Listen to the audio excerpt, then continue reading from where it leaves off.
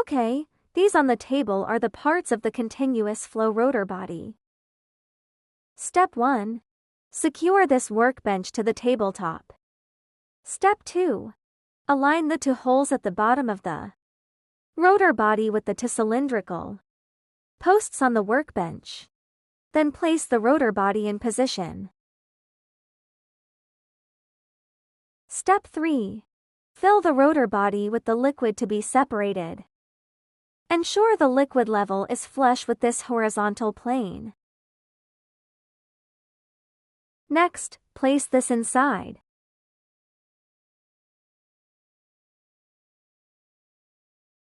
Then put this component in.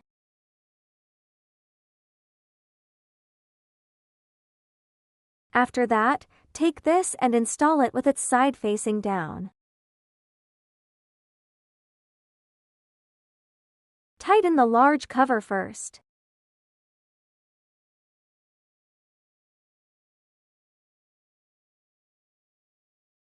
Once it's roughly tightened, use this wrench to secure it firmly. Align the wrench with these two holes.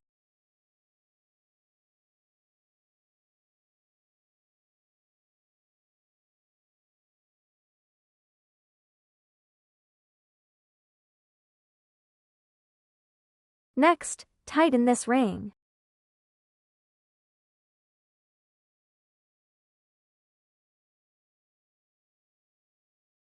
Use the small wrench to fasten it tightly.